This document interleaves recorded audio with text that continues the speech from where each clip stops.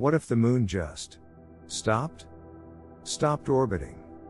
And started falling. Right now, the moon sits about 239,000 miles away from Earth. It's been our quiet companion for over 4 billion years. It controls our tides, stabilizes our axial tilt, and lights up our night sky. But what happens if that all ends, not with a slow drift, but with a catastrophic, unstoppable collision? Buckle up. This is going to get violent. The moment the moon begins falling toward Earth, things go wrong fast. The gravitational pull between the two bodies intensifies with every passing second. As the moon closes in, Earth's oceans respond first. Tides that currently rise a few feet would swell into walls of water hundreds of feet high, racing across coastlines, swallowing cities whole. Miami, Mumbai, Shanghai, New York, gone within hours. Not flooded. Erased. And that's just the warm-up. As the moon continues its descent, it crosses what scientists call the Roche limit, the point roughly 11,500 miles from Earth's surface where tidal forces become stronger than the moon's own gravity holding it together. At this threshold, something extraordinary and terrifying happens. The moon doesn't hit Earth as one solid object. It begins to tear itself apart.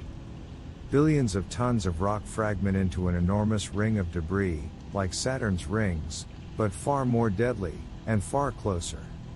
This ring stretches across the sky, blotting out sunlight across large portions of the planet. The temperature begins to drop. Crops fail. Panic sets in. But the ring doesn't stay a ring for long. Those fragments, some the size of mountains, begin raining down on Earth. Not a meteor shower. A bombardment. Each impact releases energy thousands of times greater than a nuclear bomb. The crust of the Earth cracks. Supervolcanoes wake up. Earthquakes tear the ground apart on every continent simultaneously. The atmosphere fills with dust, ash, and superheated gas. The sky turns red, then black. If you somehow survive the tidal waves, the earthquakes, and the initial impacts, the sky itself becomes your enemy. The debris field creates a near continuous meteor storm lasting decades. Nothing gets through. Not sunlight. Not warmth. Earth enters a catastrophic impact winter, and global temperatures plummet. Within weeks, photosynthesis collapses. The food chain disintegrates from the bottom up. Within months, the surface of Earth more closely resembles the moon than the living world we know today. But let's say, for argument's sake, that the moon somehow stays intact and hits Earth as a single body, one enormous rock slamming into our planet at roughly 25,000 miles per hour. The impact energy would be so incomprehensibly massive that the entire crust of the Earth melts on contact. The oceans vaporize in an instant. A shockwave rips through the planet's interior. Material from both the moon and the Earth blasts into space, forming a new debris cloud. Earth as a living planet ceases to exist within minutes. The collision that formed the moon in the first place, 4.5 billion years ago, is thought to have looked something like this. A Mars-sized body called Theia crashed into early Earth, and from that chaos, our moon was born.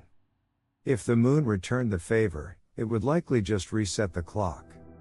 A new, smaller moon might eventually coalesce from the wreckage. But life? Life would have to start over from scratch, if it started at all. Here's the strange comfort in all of this. The moon is not falling toward us.